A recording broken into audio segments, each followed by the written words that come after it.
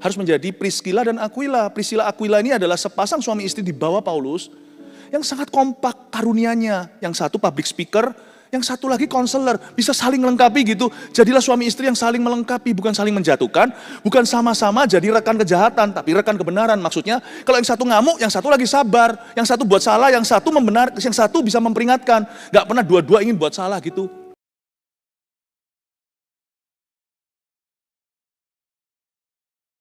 Amin. Segala kemuliaan bagi Tuhan, kita berikan tepuk tangan.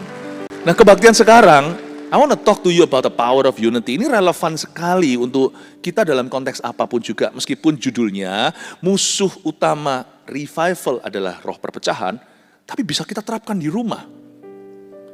Apa yang kita bisa pelajari di rumah Tuhan, itu berguna dalam kehidupan kita. Termasuk yang punya perusahaan, atau di tempat kerja. Sebab Yesus berkata, kalau satu kerajaan terbagi-bagi, kerajaan itu akan runtuh. Makanya kalau itu up to us, kalau tergantung kita, hiduplah dalam damai dengan semua orang. Kita nggak bisa senangkan semua orang, kita juga nggak boleh kompromikan iman, oke? Kita menerima LGBTQ misalnya, demi supaya kita disukai, atau demi supaya universal. No. Jalan ke surga itu sempit. Jadi mesti ada aniaya. Tetapi kalau itu perkara petty cash atau petty things, hal-hal kecil, yang tidak prinsip lagi, jangan berantem. Baik di rumah, di perusahaan, atau di keluarga. Itu pun ya kita nggak bisa selalu kontrol perasaan orang lain. Kadang-kadang kita sudah hidup benar pun orang lain masih ada yang meninggalkan kita. Ada yang mengusir kita. Tapi kita harus mengerti dulu roh persatuan itu kuat. Tahun lalu saya ada khotbahkan juga di kebaktian terakhir di GMS Sydney. Tentang persatuan dari Mazmur 133, saya lanjutkan. Karena saya percaya hal ini harus terus-menerus dikumandangkan. Kalau kita ingin mengalami berkat-berkat Tuhan, apalagi pemakaian Allah. Berkat Tuhan itu bisa compounding, bisa complicating yang baik, bisa komplikasi. Dan kalau kita percaya kepada Tuhan, kita harus melakukan firman-Nya. Dan salah satu firman Tuhan itu soal persatuan. Mari kita buka sama-sama di surat Paulus yang pertama kepada jemaat di Korintus, 1 Korintus pasal yang ke-1, ayat 10, semoga sampai ayat 17. Saya bacakan dulu perpecahan dalam jemaat, ayat 10 bunyinya. Tetapi aku menasihatkan kamu, saudara-saudara, demi nama Tuhan. Demi nama Tuhan, kita Yesus Kristus, supaya kamu seia sekata, dan jangan ada perpecahan di antara kamu. Tetapi sebaliknya, supaya kamu erat bersatu dan sehati sepikir. Sebab saudara-saudaraku, aku telah diberitahukan oleh orang-orang dari keluarga Chloe tentang kamu, bahwa ada perselisihan di antara kamu. Yang aku maksudkan ialah bahwa kamu masing-masing berkata, aku dari golongan Paulus, atau aku dari golongan Apolos, atau aku dari golongan Kefas, atau aku dari golongan Kristus. Adakah Kristus terbagi-bagi? Adakah Paulus disalibkan karena kamu? Atau adakah kamu dibaptis dalam nama Paulus? Aku mengucap syukur bahwa tidak ada seorang pun juga di antara kamu yang aku baptis selain Krispus dan Gaius. Sehingga tidak ada orang yang dapat mengatakan bahwa kamu dibaptis dalam namaku. Juga keluarga Stefanus, aku yang membaptisnya. Kecuali mereka aku tidak tahu, entahkah ada lagi orang yang aku baptis. Sebab Kristus mengutus aku bukan untuk membaptis, tapi untuk memberitakan Injil. Dan itu pun bukan dengan hikmat perkataan supaya salib Kristus jangan menjadi sia-sia. Musuh revival, musuh kebangunan rohani adalah roh perpecahan. Itu juga musuh berkat Tuhan dalam kehidupan kita. Itu yang mencuri berkat-berkat Allah. Kita lihat dulu ayat 10, Paulus berkata, tetapi aku menasihatkan kamu saudara-saudara demi nama Tuhan kita Yesus Kristus. Jangan lupa, Paulus itu foundernya, pendiri gereja Korintus. Dan dia sebagai rasul besar, dia sebagai gembala senior, gembala sidang. Tapi apa yang saya kagumi dari diri seorang Paulus, orangnya itu lemah lembut seperti Yesus. Dia ini perubahan hidupnya itu nyata. Dia dulu orang yang suka membunuh, dia penganiaya jemaat.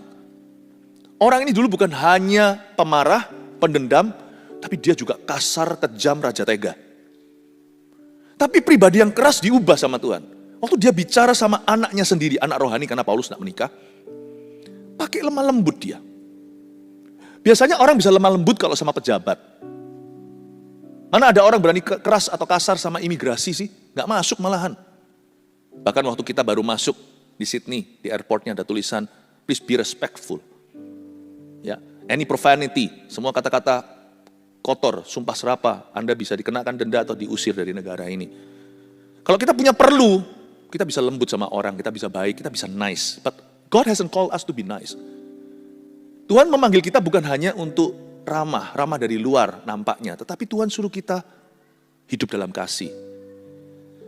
Keramaan kita harus terpancar dari dalam. Kebaikan hati, kebajikan. Itu harus muncul di hidup kita sebagai buah roh. Karena kita mengenal Tuhan, karena Yesus hidup di dalam. Tapi keluar dari dalam lubuk hati kita. Harus ada kasih Yesus. Dan Paulus ini sebagai leader utama. Coba cara dia ngomong sama jemaatnya. Biasanya orang itu bisa lembut sama orang lain tapi kasar sama anak sendiri. Kasar sama pegawainya. Kalau di Indonesia ada pembantu rumah tangga, kasar sama pembantunya. Whether you are a loving person or not, apakah Anda orang yang penuh kasih atau tidak akan terlihat di rumah. Kasih tidak boleh pura-pura. Dan Paulus ini sama anak rohaninya sendiri dan sama jemaatnya sendiri yang ada di bawahnya, dia nggak main bully. Dia berkata, tetapi aku menasihatkan kamu saudara-saudara, dalam bahasa Inggrisnya, with a loving heart I'm begging you. Luar biasa. Ini otoritas yang dijalankan Kristus. Orang Kristen tidak boleh banyak gaya. Saya selalu bilang sebagai gembala seniormu, ini DNA kita. GMS baik itu hamba Tuhannya, pendetanya, sampai ke semua jemaat dan jajaran pemimpinnya, kita adalah gereja yang tidak banyak gaya. Just do the will of God. Power comes from above. Result, sukses itu datang dari Tuhan.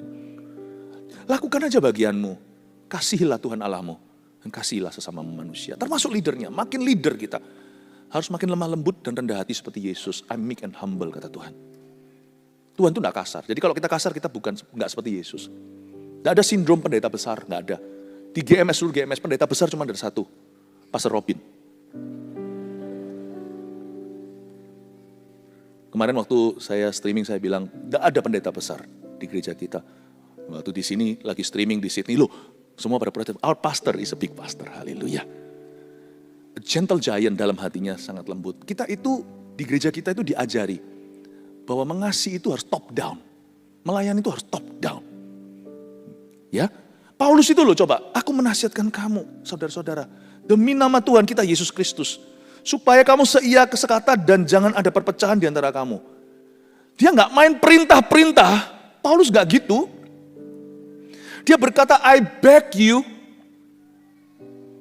Sama sekali nggak sesuai dengan culture-nya. Culture Timur Tengah itu hierarkinya kerasa. Lain dengan culture Western atau di Barat. Atas bawah semuanya itu equal. Tapi kalau di Timur Tengah sama dengan di Timur, kebudayaan kita itu terasa hierarkinya. Dan Paulus ini sama sekali tidak seperti kebudayaan yang ada. Dia berkata, I beg you my children. How humble. Gak heran apapun yang dipimpin Paulus boleh retak sebentar langsung nyambung lagi. Di tangan seorang yang meek and humble, orang yang lemah lembut dan rendah hati, apapun yang dia pegang akan bersatu. Tidak akan terjadi perpecahan. Tapi Paulus, lu jangan coba-coba. Orang ini tegas setengah mati. Dia tidak bisa ditekuk kalau itu sudah masalah prinsip. Tetapi approach-nya itu gentle. Dia itu seperti roda. Yang pinggirnya itu semua bulu-bulu. Tapi tengahnya besi. Jadi orang itu harus gitu. Tengah kaku prinsipnya. No. Kami tidak akan pernah berdiri merestui LGBTQ. Kaku. Tapi pinggirnya bulu-bulu. Paham maksud saya? Sama orang itu nggak bentrokan. Sama orang itu nggak gampang gigeran. Andai kata semua gereja seperti ini, kita akan cepat menyelesaikan your will be done. Sudah waktunya gereja Indo misalnya. Misalnya GMS Sydney bukan hanya gereja Indonesia, bermula dari situ. Kita akan cepat kelarkan amanat agung sampai ke orang lokal. Kalau gereja Indo di luar negeri, tidak pecah belah, dikit-dikit pecah gereja, puji Tuhan, itu tidak terjadi sama kita. Tapi jangan tunggu terjadi baru dikotbahkan. Saya tetap harus khotbahkan selalu unity. Vaksinasi itu kan diberikan sebelum kita terjangkit penyakitnya. Tidak ada tanda-tanda, tetapi saya harus selalu melindungimu. Karena pesan gembala itu harus selalu melindungi. Tongkat, gak hanya tongkat, tapi kadang-kadang gada menjaga. Saya berdoa supaya tidak ada keluarga Anda retak, katakan amin. Ya, if it's up to you ya, kalau Anda diusir lain cerita. Tidak ada di sini company yang retak, katakan amin. Tidak ada di sini pelayanannya yang retak, katakan amin. Karena dalam kesatuan itu ada kuasa, tetapi kesatuan atau persatuan itu dijaga oleh the head of the company, the head of the family, the head of the ministry. Selalu bak urapan itu di kepala, Harun sebagai imamatnya, kejanggut jubah turun.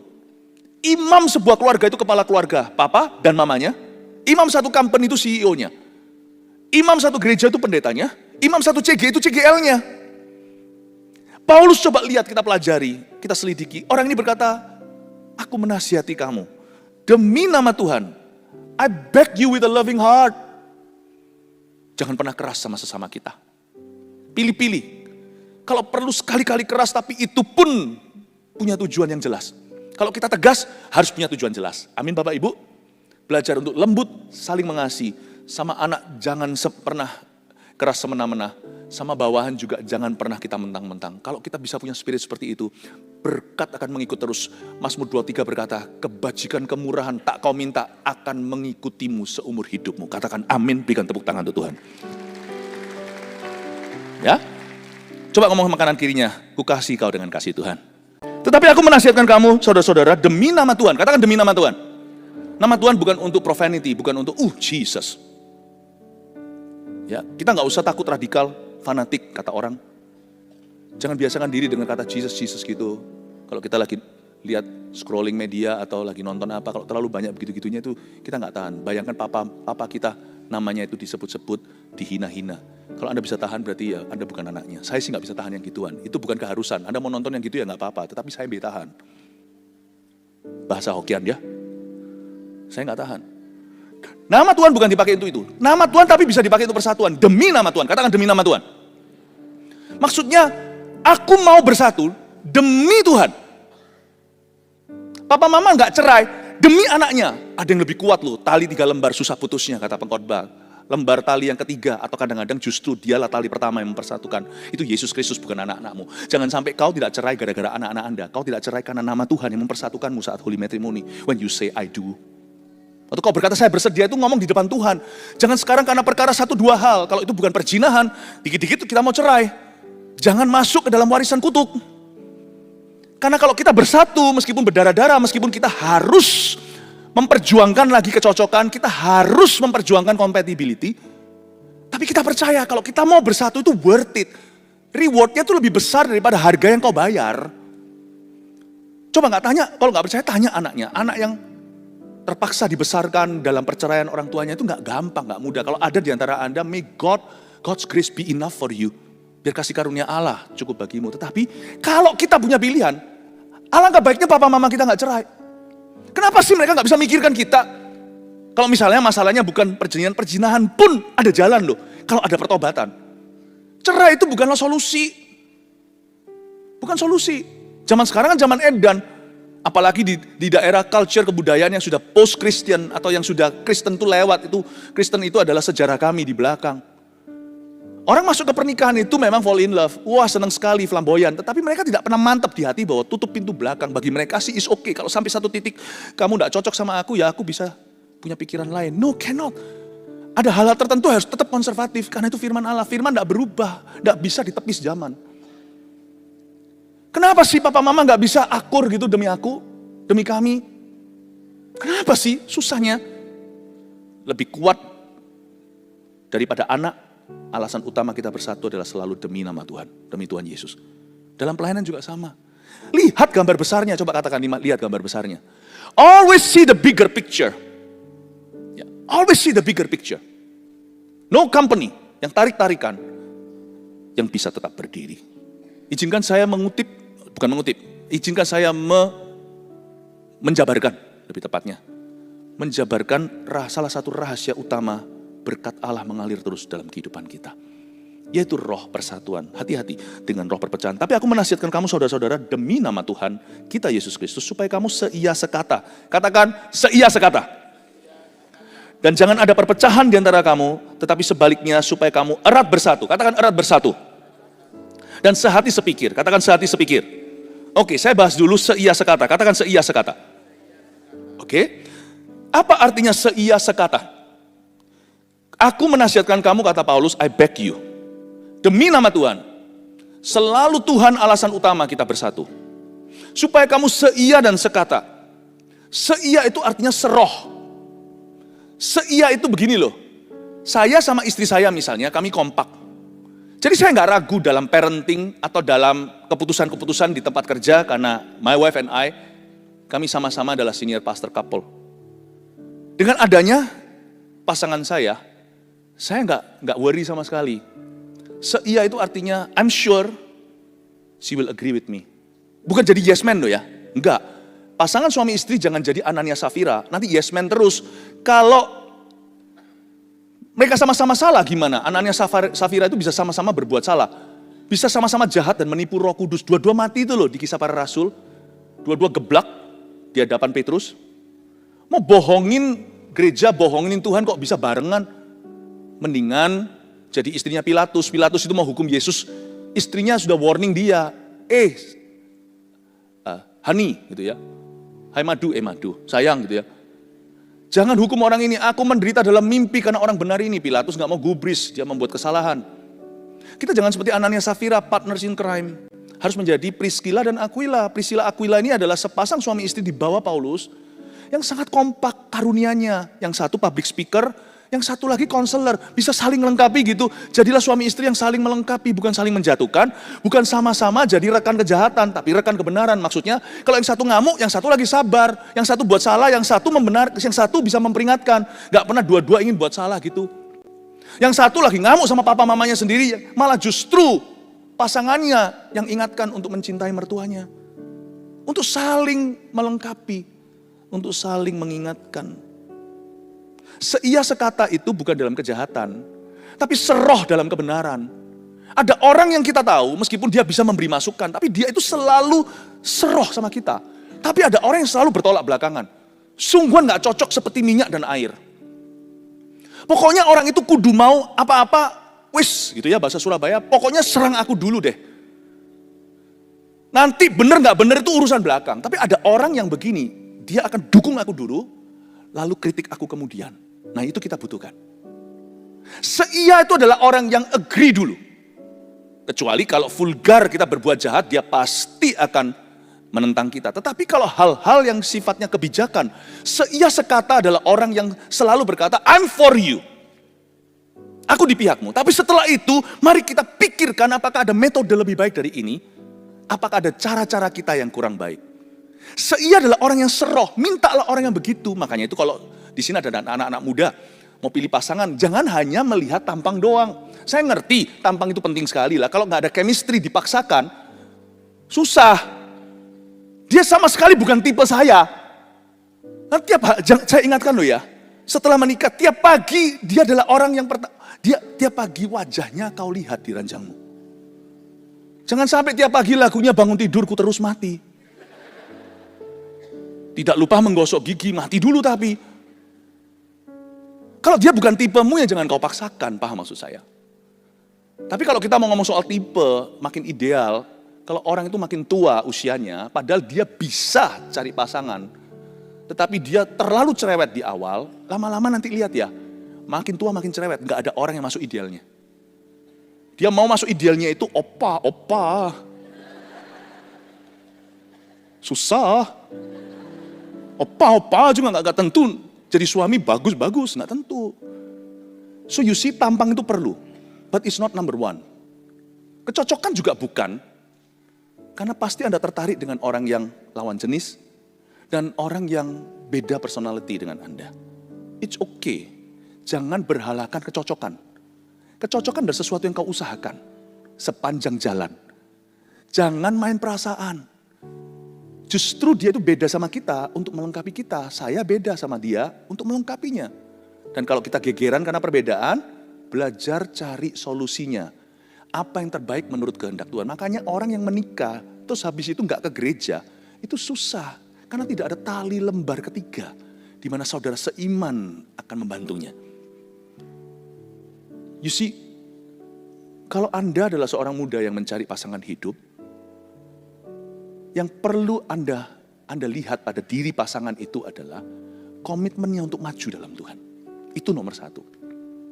Di mana I have a commitment. Saya punya komitmen pada kebenaran. Wah, pernikahan Anda aman. Kalau dia bisa mengasihi Yesus lebih daripada mengasihimu, percayalah saya. Jadi kalau datang ke gereja pas summer lagi, musim panas, misalnya di Sydney, jangan cari mereka yang keluar dari gereja tetap secantik tadi. Cari mereka yang waktu puji-pujian keringatan. Cari cowok yang sudah setelah itu, keringatan semuanya. Memang dia jelek seketika, tapi dia akan bagus umur hidup pernikahanmu. Why? Karena ketara bahwa dia nggak jaga image, dia datang ke gereja untuk memuliakan Tuhan, gua nggak peduli pikiran lu. Kalau dia bisa mengasihi Yesus lebih daripada mengasihi dirimu, nanti anak-anakmu aman punya papa seperti itu. Nanti anak Anda aman dikandung oleh perempuan demikian. Amin Bapak Ibu. Ingat ya, bukan cari yang paling jelek, bukan. Ganteng jelek, cantik jelek itu semua relatif. Tapi carilah orang yang mencari Tuhan. Saya percaya pernikahan Anda bisa menjadi heaven on earth kalau Anda terapkan prinsip yang saya bagikan. Jadilah leader yang lemah lembut. Jangan gontok-gontokan perkara-perkara yang bukan-bukan. Karena Tuhan benci perpecahan. Coba sekarang kita lihat ya, seia sekata kan Anda sekarang sudah mengerti kan? Coba sekarang saya mau selidiki, Anda selidiki kata ini. Di ayat 10 saya baca lagi, tapi aku menasihatkan kamu saudara-saudara demi nama Tuhan kita Yesus Kristus, supaya kamu seia sekata. Dan jangan ada perpecahan, katakan jangan ada perpecahan. Kata perpecahan dalam bahasa Yunani kuno atau Septuagint, ya, Alkitab Perjanjian Baru, termasuk surat Paulus itu ditulis dalam Yunani kuno, itu pakai kata skismata, S-C-H-I-S-M-A-T-A, skismata. Yang bukan artinya perbedaan. Ternyata perpecahan itu tidak ada. Having nothing to do with having differences. Orang yang bisa plek sama bisa pecah. Perpecahan itu nggak ada hubungan dengan perbedaan. Skismata itu artinya the action of ripping apart. Ada sebuah tindakan aktif, sengaja dan bertubi-tubi terus-menerus seperti orang komitmen dan tekun pada satu hal. Untuk merobek secara sengaja. Itu skismata. Jangan ada perpecahan.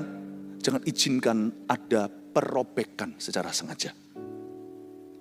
Jadi tidak ada hubungannya dengan differences. Ternyata. Sehingga kalau ada orang berkata, aku tidak bisa sama dia, kenapa beda? Don't fool God. God knows your heart. Tuhan tahu hatimu. Nggak ada hubungannya. Karena beda bisa membuat kita indah. Kecuali kalau kita bedanya itu di hal-hal prinsip ya. Aku beda sama kamu. Aku percaya Yesus salah satu jalan. Kamu percaya Yesus adalah jalan. Mari kita jalan-jalan. No, sorry. Tidak ada lembu pun bisa one yoke dengan pasangan tidak sepadan. Cannot. Susah kalau Anda itu dalam dunia bisnis partner. Lain cerita kalau Anda punya pegawai. Lain cerita kalau Anda punya bisnis partner tapi yang nggak langsung. Tapi kalau di dalam hal direksi sama-sama menggiringnya ke satu arah. Bisnis Anda dengan orang yang tidak percaya Tuhan. Yang menghalalkan segala cara. Beda. Beda gereja aja kerasa loh. Karena gereja kadang-kadang nggak punya value-value tertentu sama. Jadi perbedaan sebenarnya indah kalau dalam Tuhan. Kalau dalam perkara-perkara tertentu saling melengkapi. Perpecahan nggak ada hubungannya. Skismata tidak ada hubungannya dengan memiliki perbedaan. Skismata itu ternyata adalah tindakan ekstra ketika orang itu berjalan di mil kedua dan merobek instead of membangun.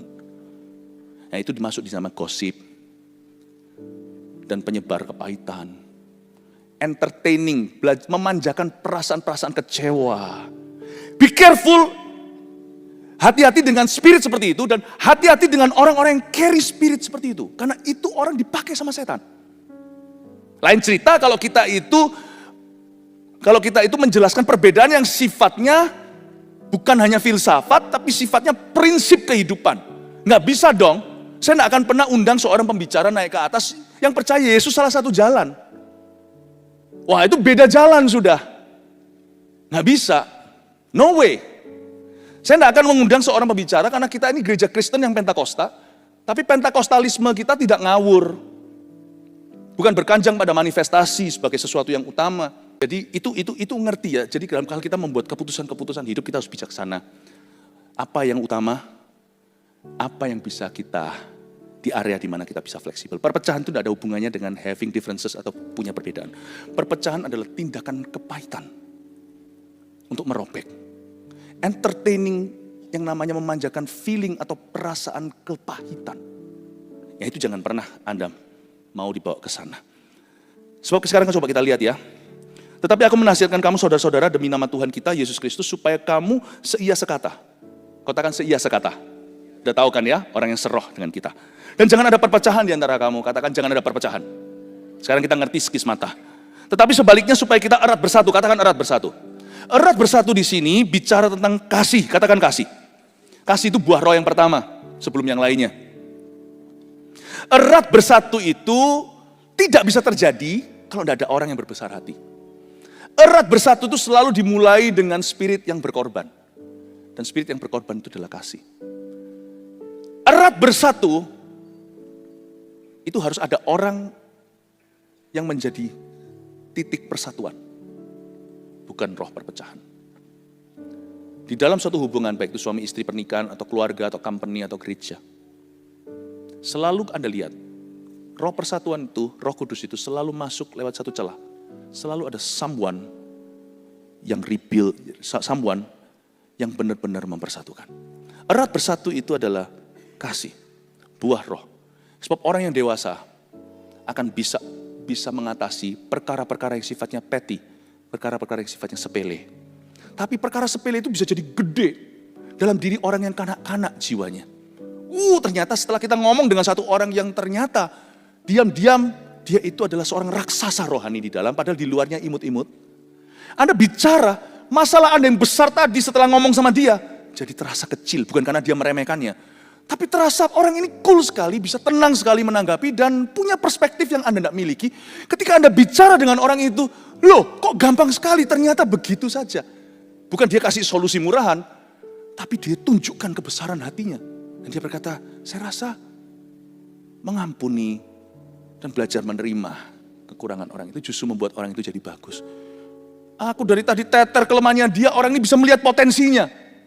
Makanya itu kalau kita ngalami sesuatu, mengalami yang namanya gronjalan dalam hubungan kita, baik dalam konteks pernikahan, perusahaan, pekerjaan kita, atau pertemanan, persahabatan, atau lagi pelayanan, don't talk, jangan bicara kepada orang fasik, Mazmur 1. Karena orang fasik biasanya, Yakobus katakan, mereka kemana-mana seperti ombak, seperti orang yang berpikiran dua, pikiran ganda, kemana-mana dia hanya tinggalkan lumpur dan larakan, dan sampah. Tapi kalau kita bicara dengan orang benar, kita tidak duduk bersama pencemooh dan berdiri di jalan orang berdosa, nasihat mereka itu akan mengangkat kita. Dan kita akan bertumbuh karenanya. Don't talk just to anyone, because not everyone is solution to you. Amin Bapak Ibu. Erat bersatu itu kasih, katakan saya kasih. Sehati sepikir itu visi. Sehati sepikir, hati pikiran ini bisa paralel. Itu sevisi. Kasih dan visi itu yang mempersatukan. Lihat ya, tanpa kasih orang tidak bersatu. Tanpa visi liarlah rakyat. Kenapa kita bisa terus bersama? Karena visi. Makanya suami istri harus punya visi dari Tuhan. Kalau mereka hanya mencari kebahagiaan, dengan mudah yang satu menuntut yang lainnya, kamu membuat aku tidak bahagia, cerai saja. Bahagia itu bukan visi. Bahagia itu pengalaman kita. Apa visimu menikah? Dipakai Tuhan atau sekedar pokoknya kita besarkan anak? Jangan-jangan nanti kalau tidak bahagia, kita selesai besarkan anak, anak sudah usia sekian, kita pegatan. Anak tidak bisa jadikan visi. Anak justru harus jadi anak visi. Supaya kaya, jangan sampai setelah kaya, ada istri kedua. Kenapa aku hanya dimiliki kau seorang? Ya. Kenapa saya hanya dimiliki oleh kamu seorang? Jangan-jangan nanti sindrom Salomo keluar. No. Your vision, every household, shouldn't be to get rich. To raise your children. But Lord, use my family. Tuhan pakai keluarga kami. Dan tertanamlah dalam satu rumah Tuhan supaya Anda tidak keliaran. Roh aja kalau gentayangannya ada ditengking kok dari satu gedung. Tertanamlah satu gereja, berdoalah Tuhan, apakah visi gereja ini bukan hanya cocok, memanggilku. Apakah visi gereja ini adalah panggilan Tuhan atas keluarga kami. Karena visi keluarga kami terlalu kecil dibanding dengan visi kerajaan Allah. I must find the vision yang benar-benar Tuhan taruh atas keluarga kami dalam sebuah gereja. And I'm going to commit myself, I'm going to commit my children, I'm going to commit my wife, and we're going to commit ourselves untuk melayani Tuhan di gereja itu. Sehati sepikiran. Saya ingin Anda melihat bahwa benefitnya tertanam itu dahsyat. Sebenarnya saya mulai curiga. God's true church does not need you and me. On the contrary, we need God's church. Gereja itu tidak pernah butuh kita. Kursi tempat Anda duduk itu semuanya adalah covenant atau perjanjian dengan Tuhan.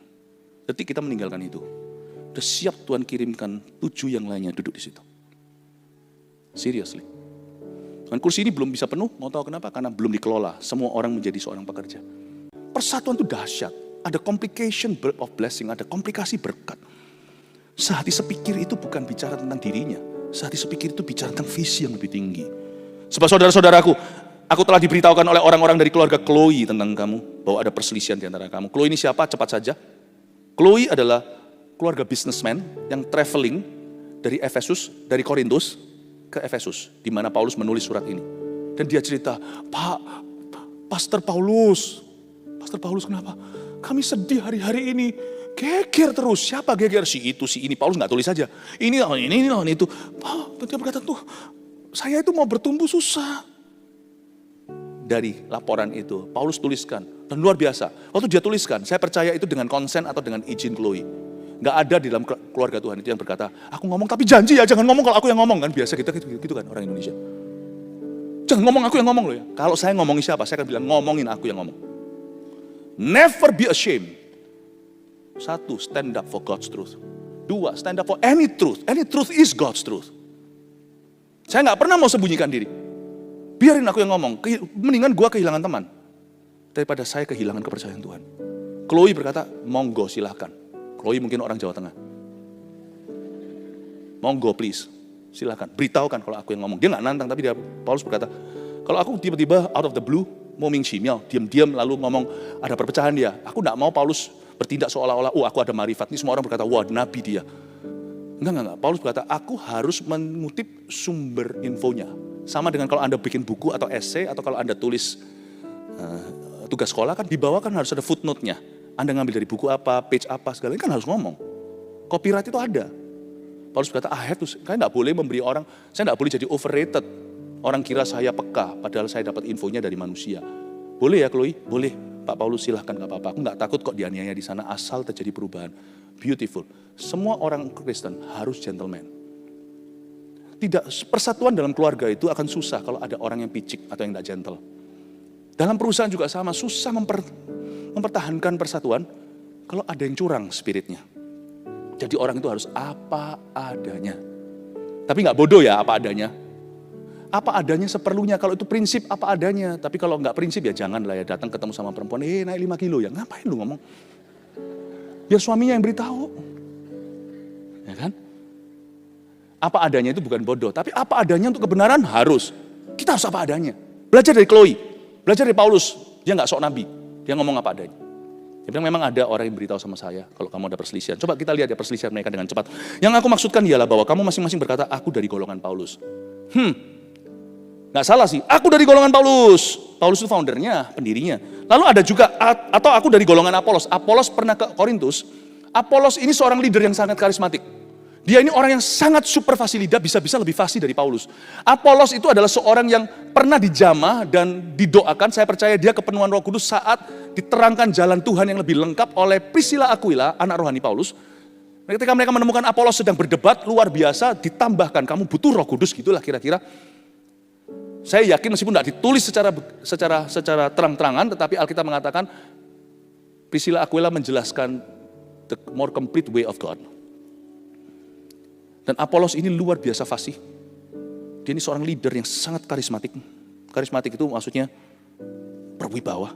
Mereka berkata, aku ikut Apolos saja. Atau aku dari golongan Kefas. Oh Kefas meskipun dia nggak berpendidikan, tapi dia yang pertama. Ya. Petrus itu terkenal sebagai the first among equals. Di antara semua yang setara, 12 murid-murid Yesus, dia itu yang nomor 1 terus. Kefas itu superior. Orang kalau berkata, aku ikut Kefas, rasanya superior. Dia lebih dekat sama Yesus. Pernah ketemu lagi. Atau aku dari golongan Kristus, ada orang yang gak mau ikut-ikutan. Aku gak mau lah. Kefas, Apolos, Paulus. Enggak, aku milik Yesus. Tapi ikut gegeran. Coba lihat ya. Saya tunjukkan Anda betapa superficialnya hati manusia kalau sudah salah. You see? Paulus tidak berkata, baiklah kalau gitu. Dia terintimidasi dengan kata, aku pengikut Kristus. Kalau gitu ya sudah ikut Yesus, jangan ikut kami. Enggak, bukan. Setiap hamba-hamba Tuhan yang ada itu adalah berkat. Memang tidak semua jadi gembala kita. Kenali gembalamu. Never kita bicara yang buruk. Kecuali kalau kita memang berhak untuk melakukan sesuatu. Hati-hati untuk kita tidak berbicara.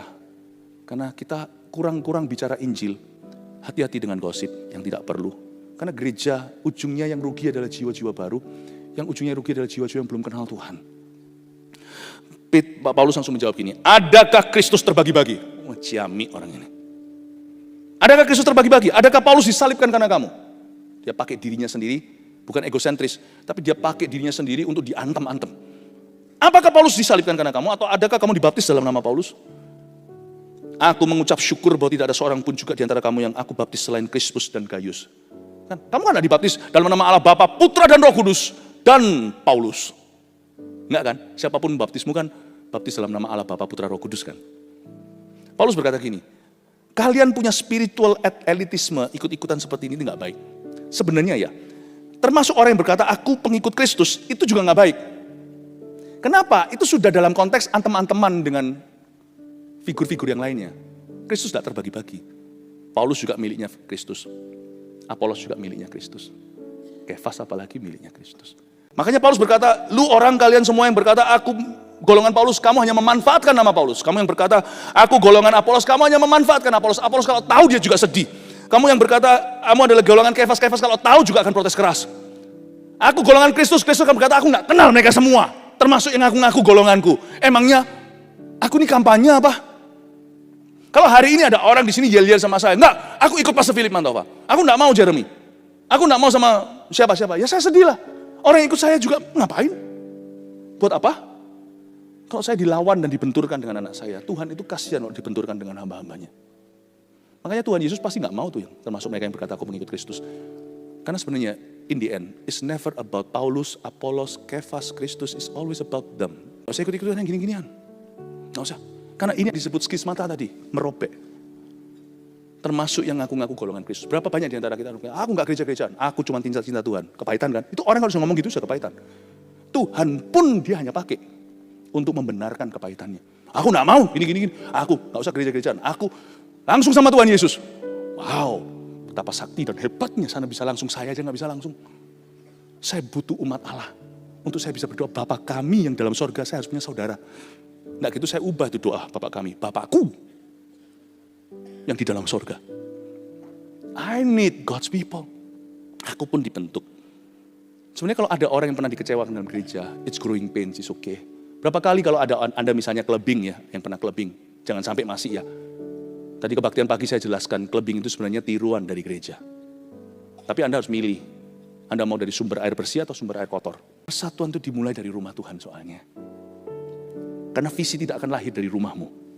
Rumahmu punya visi sendiri. Visi Tuhan itu di rumahnya. Rumah kita yang dompleng rumah Tuhan.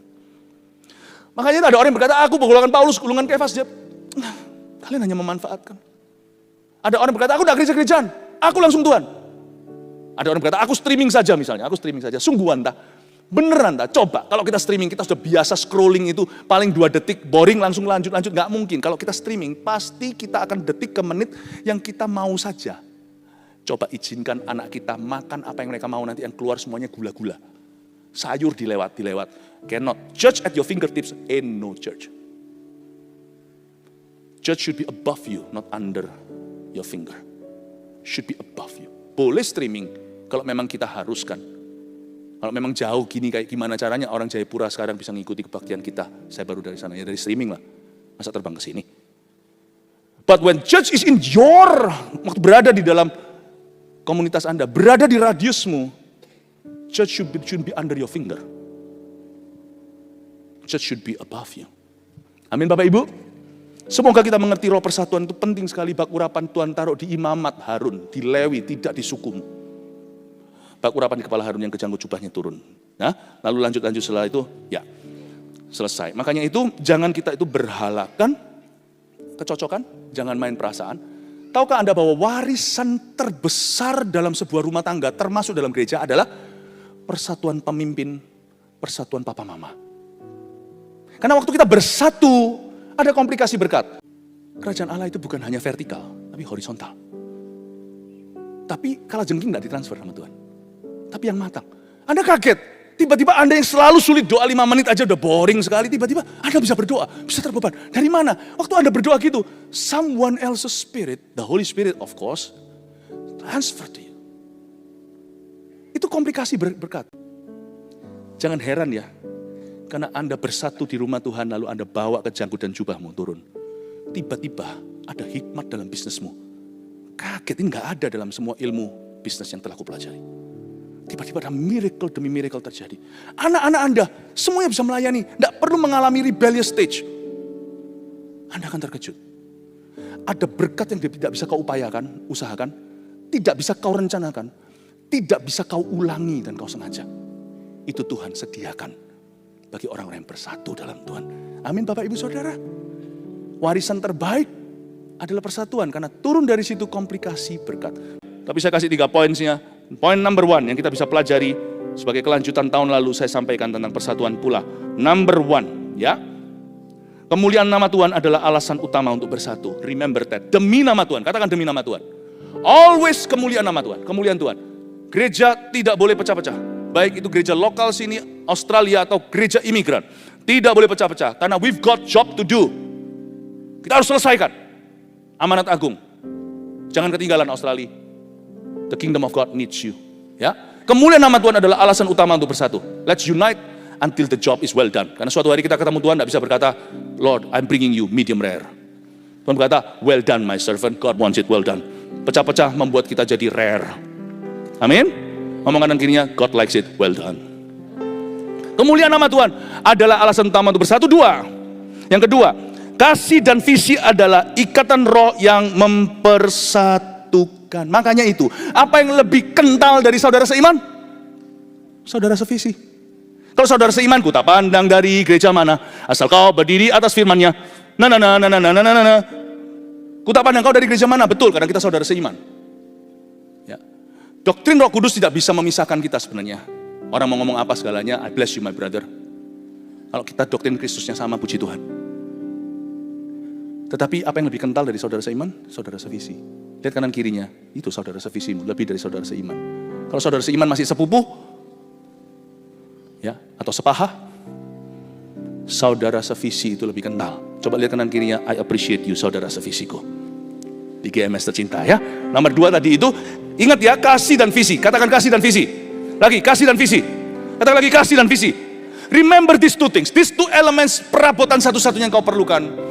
Apapun yang kau kerjakan langgeng sampai akhirnya. Kasih, katakan kasih. Visi. 3, jangan toleransi roh yang memecah belahkan. Jangan toleransi skismata. Jangan toleransi yang namanya tindakan, bisikan maupun perasaan. Jangan entertain yang gituan. We've got a great job to do. Amanat agung harus selesai.